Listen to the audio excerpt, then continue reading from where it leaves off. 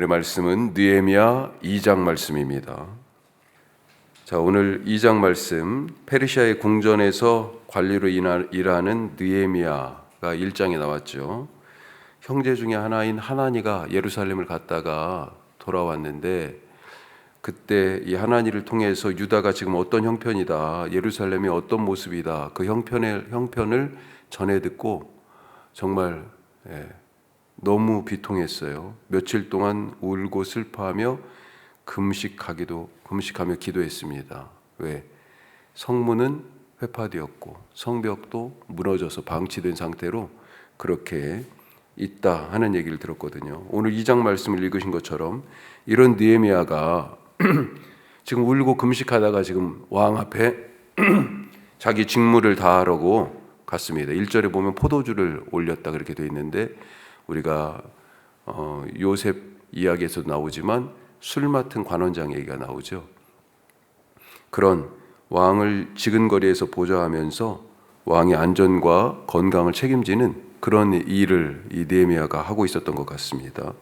자, 그런데 이 느헤미야, 그래서 왕에게 예루살렘에 가는 것에 대하여 허락을 받고 예루살렘에 도착한 후에 현황을 시찰하여 살피고 또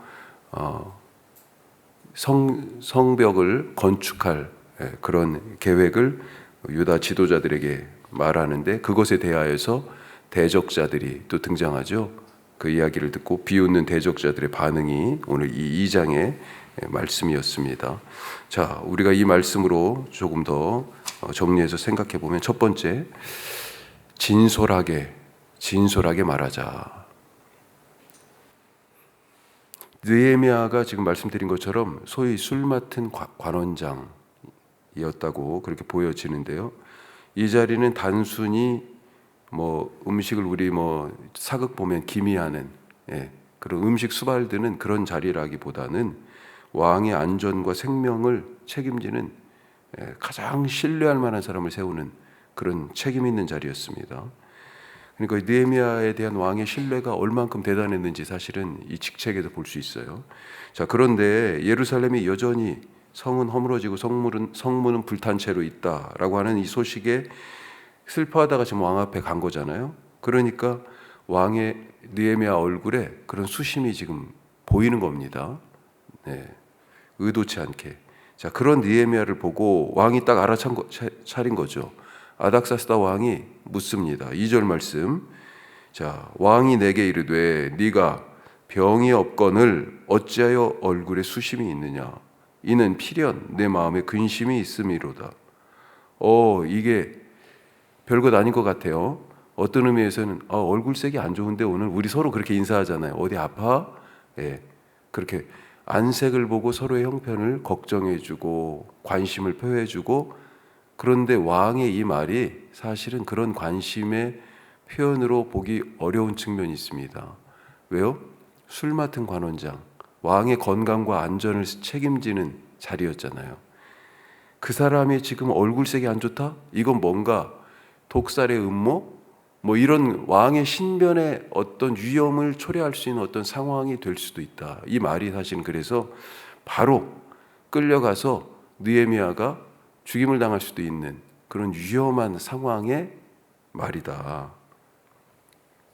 그래서 왕이 병도 없는데 얼굴이 수심이 가득하냐라고 묻는 이 질문에 느헤미야가 어떻게 반응해요? 두려워했다. 이렇게 나옵니다. 2절 끝에. 자, 이런 상황에서 어떻게 보면 이거 왕이 뭐라고 이 느헤미야의 이 표정과 지금 이 상황에 대하여서 한마디라도 느헤미야를 제거해라, 치워라, 왕의 안전을 위하여서 그런 결정을 해버렸다고 그러면 큰일 나죠. 왜 수심이 가득하냐라고 하는 이 말에 느헤미야가 솔직히 대답합니다. 솔직히 대답해요. 자기 얼굴에 수심이 있는 이유는 조상들의 성읍이 지금까지도 여전히 황폐한 채로, 또 성문들은 불탄 채로 그렇게 방치되어 있기 때문이다 라고 진솔하게 얘기해요. 가끔 어떤 사람들은 위기 상황을 만나면 꾀를 냅니다. 꾀를. 위기를 모면하기 위해서. 또 상대방을 설득하기 위해서. 그 상황을 어떻게든지 바꿔보려고 더 그럴싸한 이유를 찾아요. 하지만 그것은 인간적인 생각입니다. 최고의 설득은 진실을 말하는 것입니다. 힘을 발휘하는 것은 진실이지 거짓이 아니에요. 왜냐하면 진실은 변함이 없잖아요. 팩트잖아요, 그게. 그런데 거짓은 어때요? 안개와 같이 상황에 따라서 있기도 하고 없기도 하고 변해요. 그게 무슨 힘이 있겠어요? 변하지 않는 어떤 상황에서도 그것인 진실을 말하는 것.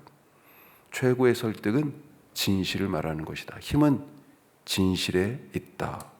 그래서 진솔하게 얘기해야 된다. 자, 두 번째로 순간순간 기도하자. 순간순간. 느헤미야의 이 진실한 대답에 왕이요 의외의 질문을 던집니다. 자, 4절 말씀에 보면 왕이 내게 이르시되 뭐라고 되어 있습니까? 그러면 네가 무엇을 원하느냐? 오, 예상치 못한 질문이에요. 왕에게 지금 뭘 바래가지고 그렇게 지금 느헤미야가 서 있었던 거 아니잖아요. 하지만 전곡을 찌르는 질문입니다. 나는 왜 느헤미야 입장에서는 이 질문을 듣고 순간 나는 왜 예루살렘의 소식을 듣고 울었을까? 이 머나먼 땅에서 내가 예루살렘을 위해 할 수 있는 것이 무엇인가? 내가 정말 원하는 것은 왕의 질문이 지금 그거잖아요. 네가 정말 원하는 것이 뭐지? 내가 정말 원하는 것은 무엇인가? 순간 번쩍했을 것 같아요. 이날 느헤미야가 왕 앞에 서기 전까지 왕하고 이런 대화를 할 것이다 생각을 못했을 겁니다. 준비도 없이 갑자기 시험을 본 거나 다름없습니다. 생각지 않은 이런 상황에서 느헤미야가 어떤 행동을 취했습니까? 4절 뒷부분에 뭐라고 돼 있어요? 같이 해요. 내가 곧 하늘의 하나님께 묵도하고 기도했어요. 그 짧은 순간 답이 이것입니다. 느헤미야는 기도했어요. 어떤 기도했을까요? 그 내용이 나와 있지 않아서 우리가 그냥 추측해 보면, 내가 지금 질문을 받았으니까 왕에게 주님 내가 어떤 대답을 해야 되겠습니까? 하나님 지혜 주십시오. 지혜를 구했을 수도 있을 거예요. 내가 무슨 말을 해야 할지. 또 혹은 뒤에 이어지는 내용에 지금 느헤미야가 하는 말이 있어요. 자기를 보내달라고 그러잖아요. 예루살렘으로. 마음속에 지금 당장 예루살렘으로 가고 싶은 마음이 그것을 말할 용기. 왜요? 지금 왕 앞에서 자기 직분이 있잖아요. 그걸 놓고 가야 되는 거 아닙니까? 갔다 와서 자리 잃을 수도 있잖아요. 그렇죠. 이 갔다 와서 그 예루살렘에서의 뭐 어떤 그런 일들이 잘 된다는 보장도 없고. 그래서 그럼에도 불구하고 내가 이것을 말할 수 있는 용기를 주세요. 왕 앞에. 그렇게 기도했을 수도 있겠습니다. 하여튼 중요한 것은 그 순간에 느헤미야는 자기 생각, 자기 감정대로 하지 않고 이 상황을 하나님이 주도하시도록, 하나님이 말씀하시도록, 하나님의 계획이 드러나도록 그렇게 하나님께 자기를 복종시켰다. 그런 기도를 드렸다라고 하는 것입니다. 인생에서 우리가 예상치 못한 문제를 만났을 때 우리가 할 일은 뭐예요? 기도입니다. 하나님을 보는 것입니다. 아무리 짧은 시간이라도 하나님, 당신의 뜻이 무엇입니까? 예수님이 마지막 순간에 보여주셨잖아요. 내 뜻이 아니라 아버지의 뜻대로. 우리가 그런 기도 순간순간 드릴 수 있길 바랍니다. 자, 세 번째로 기도하는 자에게 그러면 하나님은 어떻게 하세요? 길을 여신다. 길을. 자, 이미 1장에서도 느헤미야는 예루살렘 소식을 듣고 슬퍼하고 금식하고 기도했습니다. 지금 아닥사스다 왕 앞에서도요, 예상치 못한 질문을 받고 그 짧은 순간 하나님 하고 기도해요. 그리고 이날 하나님께서는요, 이 기도하는 예레미야가 그동안 보이지 않았던, 못 봤던 길을 보여주세요. 눈이 열렸습니다. 길이 보입니다. 자, 왕은 느헤미야가 유다 땅으로 가서 무너진 성을 건축하도록 허락합니다. 유다 땅에 갈 길이 보여요. 무너진 성벽이 세워질 길이 보입니다. 불타있는 성문이 다시 만들어서 딱 성벽에 그렇게 만들어서 세워질 그런 길이 보여요. 뿐만 아니라 이 모든 것을 위해서 강 서쪽의 총독들에게 조서를 내리게 하죠. 조서를 씁니다. 왕이. 그래서 느헤미야에게 줘요. 두 가지 종류인데 하나는 뭐예요? 가는 길의 안전에 대한 담보. 그 다음에 또 한 가지는요.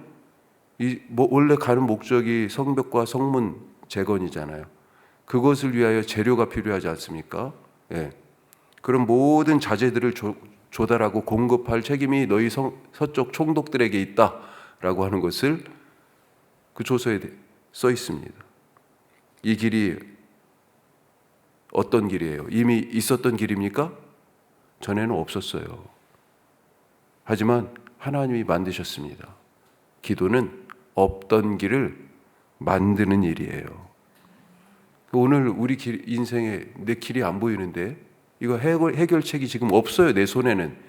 그래서 기도하는 것입니다. 기도는 길을 만드는 것이기 때문에. 마지막 네 번째, 정말 그러한지 살피자. 정말 그러한지. 자, 느헤미야가 예루살렘에 도착했습니다. 도착한 3일째 저녁에, 밤에 몇몇 사람만 데리고 조용히 야간 시차를 나갑니다. 왜 나갔어요? 예레미야가 예루살렘에 온 것은 자기 형제 중 하나인 하나니가 전한 예루살렘의 그 처참한 모습, 아직도 그대로야 라고 하는 그 소식을 듣고, 그래서 지금 이런 과정을 통해서 왕의 허락을 받고 왔잖아요. 이제 느헤미야의 두 눈으로 정말 하나니가 전한 그 말이 맞는지 확인하는 것입니다. 별것 아닌 것 같은데 중요한 얘기죠, 사실은. 우리는 종종 뭔가를 누군가에게 전해 듣고 그대로 믿어버립니다. 물론 믿어야 될 진실에 대한 말이 있기도 해요. 하지만 문제는 그 정보가, 내가 전해 들은 그것이 100% 과연 신뢰할 만한 것인가? 그것이 진실하지 않은 정보였는데 내가 그걸 철석같이 믿어버렸다? 어떻게 됩니까? 쉽게 비난하게 돼요. 내가 듣지도 않고 내가 보지도 않았는데 전해 듣고 그 사람이 나에 대해서 그렇게 얘기해. 그러니까요, 쉽게 비난해요. 쉽게 분노해요. 쉽게 말 한마디에 흔들흔들 할 수도 있다. 어떤 경우는 잘못하면요, 그런 나를 누군가는 이용하기도 하죠. 남이 무슨 말을 하면 과연 그것이 그러한지 잘 살필 수 있길 바랍니다. 남의 말에 그러한가 살피지 않으면요, 내 인생을 100% 진실하지 않은 어떤 사람의 말에 사실은 맡기는 거예요. 그 사람이 내 인생을 그 말로 좌우하게 되는 것이죠. 그 말이 그러한지, 정말 그러한지 잘 살피실 수 있길 바랍니다. 기도하겠습니다. 오늘 우리 몇 가지 말씀 나눴습니다. 힘 있는 건 뭐예요? 진실입니다. 진실.